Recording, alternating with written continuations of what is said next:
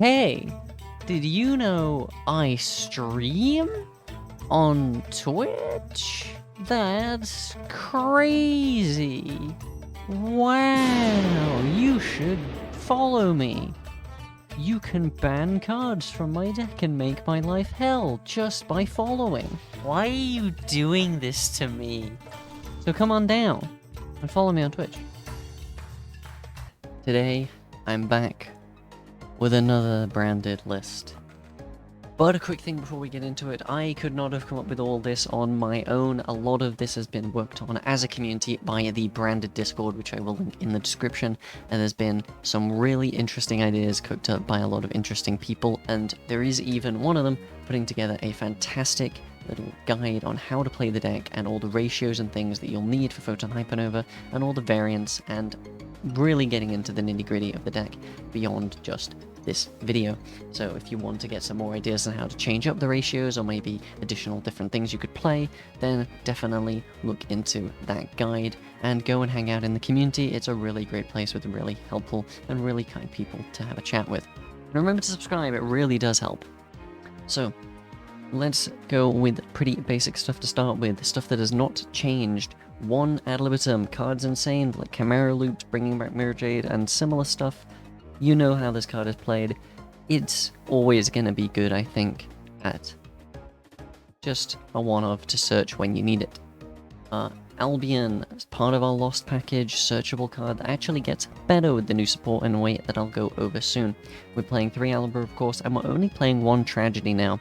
So this was something that a hack originally did that I thought was really interesting, and he made a really insanely good point. That is, this card isn't really good as a starter anymore. This plus opening was such a specific play that, yes, was really good earlier on last year, but it isn't really good enough anymore, and you can just do better stuff than this now.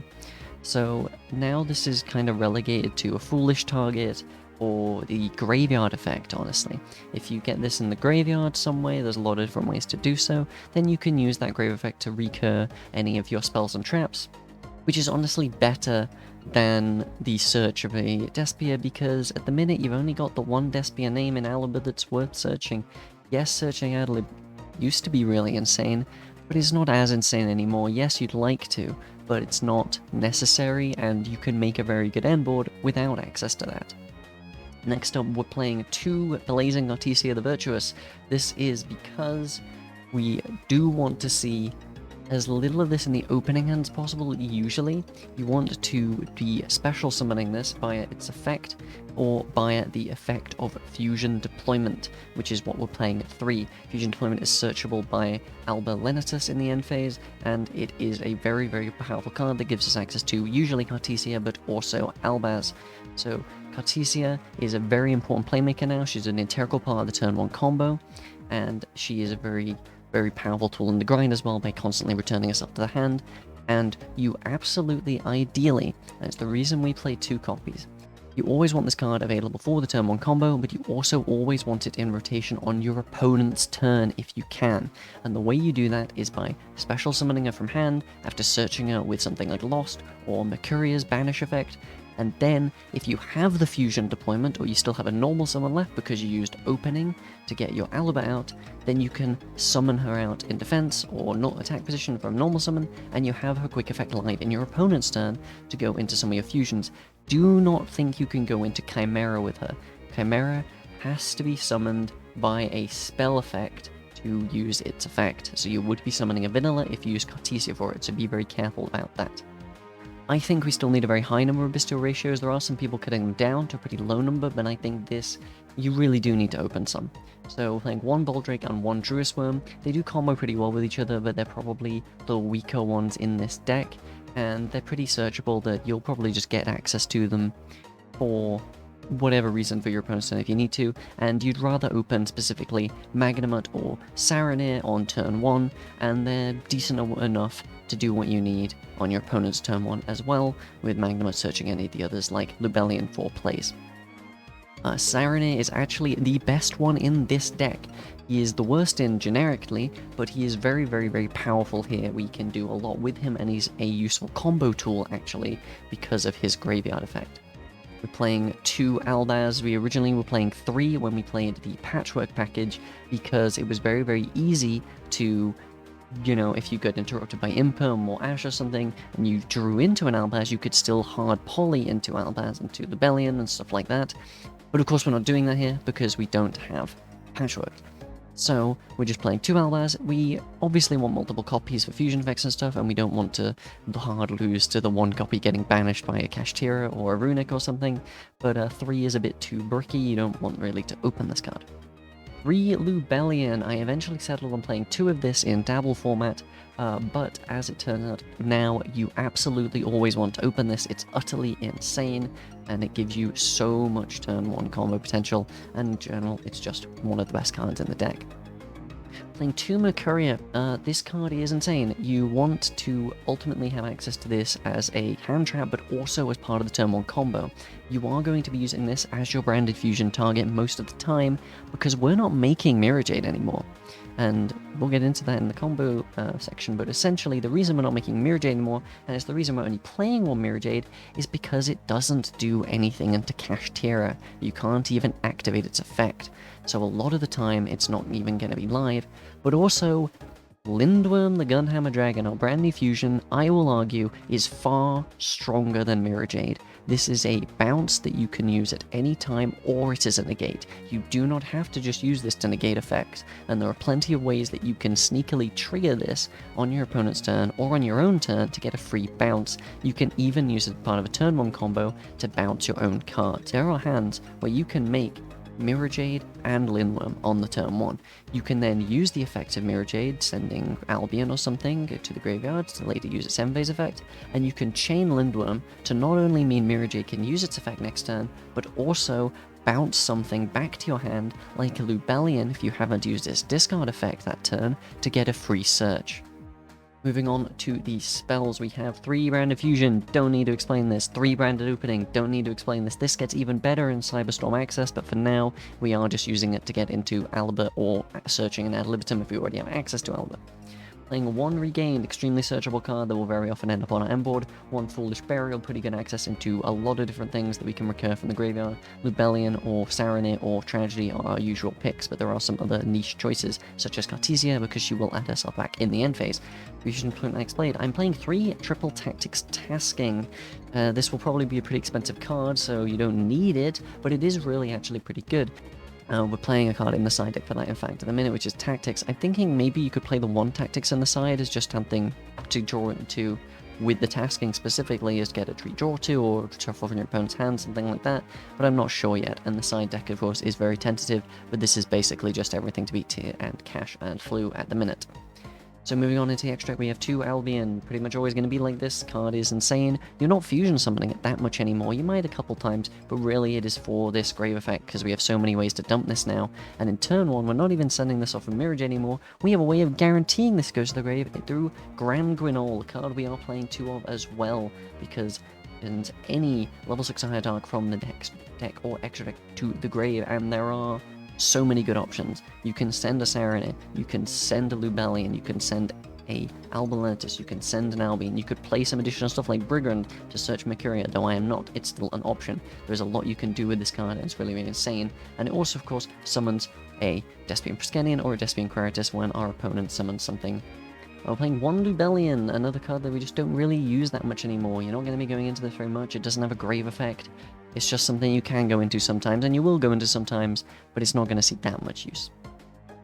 Mirror Jade is still a very powerful card into a lot of matchups, but it just does not beat Lindworm. Lindworm is far more versatile and far more resistant to interruption, as well as better against several matchups and better into cards like Shifter. Lindworm, as we've gone over, is insanely powerful. It can revive itself from the graveyard if it gets outed, so being hit by Dark Rule isn't necessarily the end of the game. A really good play into the Kashtira board. If you brand a fusion directly into this while they have an Arise Heart up, yes, they banish the materials, which actually benefits you because you banish your Mercuria, and the effect of your opponent's Arise Heart is mandatory, so your opponent has to activate the Arise Heart. You won't be able to use Mercuria here because of the way chains are built, but you can then choose to either get your Mercuria search, or you can immediately change Lindworm to the mandatory effect of the Arise Heart, and then you can either bounce the Arise Heart to the extra deck or bounce their Shangri-Ira. So it is just an instant bounce as soon as you summon it with Branded Fusion, though you do lose the Mercurial Surge in that matter.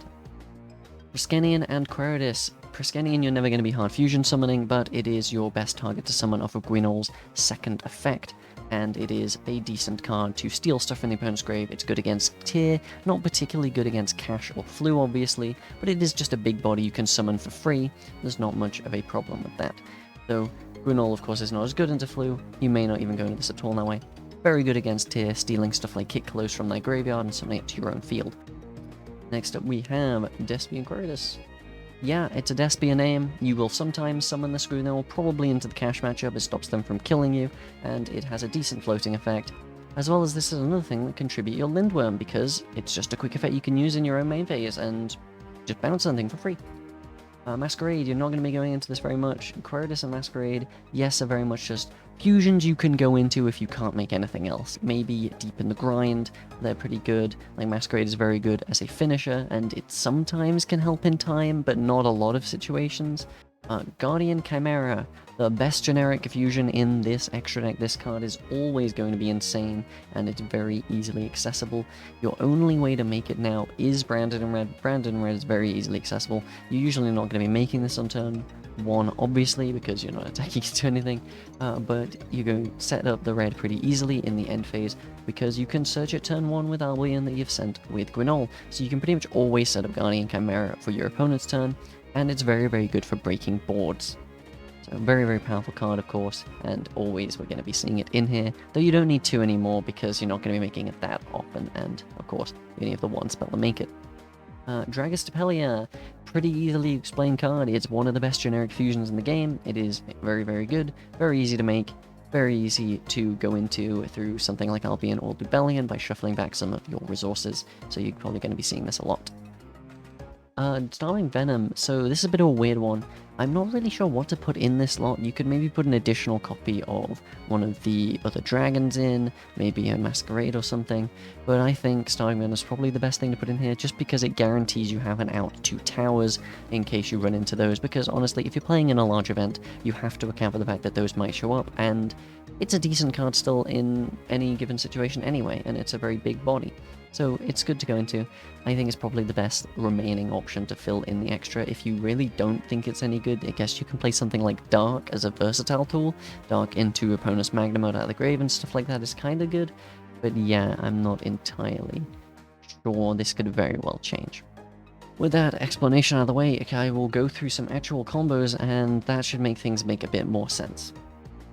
Alright, here it is, bread and butter turn 1 combo. This is what you want to see as much as possible. It's going to be Bystial Rebellion and Branded Fusion. You may be familiar with the Branded Fusion combo that ended on like the Bystial Rebellion and Beast and Regained and a Mirror Jade, but that's not what we're going to be doing anymore. Often you want to end on Rebellion, but it may not always happen, but that's not the main combo you're trying to achieve.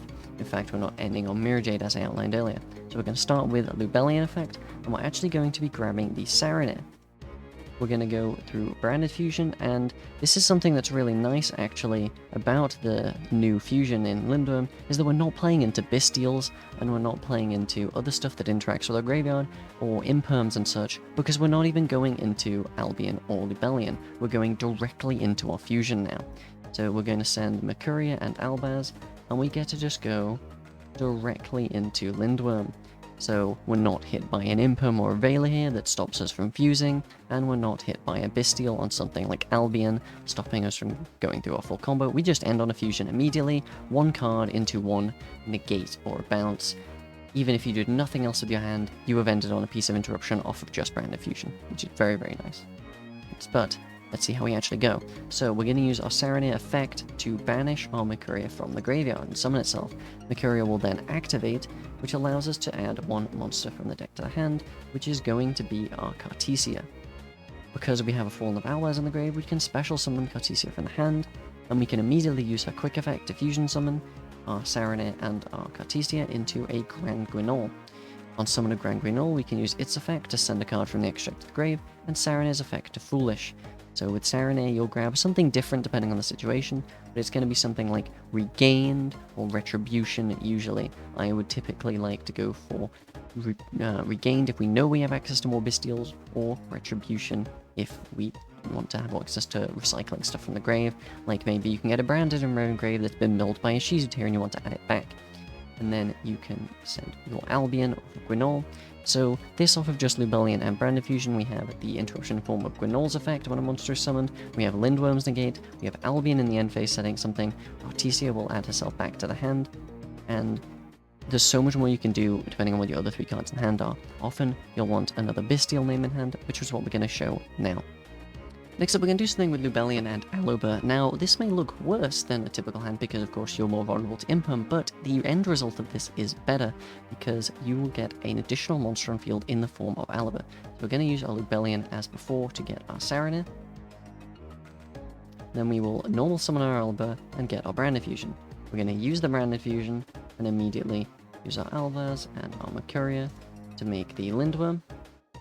And just as before, we're going to special summon our Saranir by banishing our Mercuria.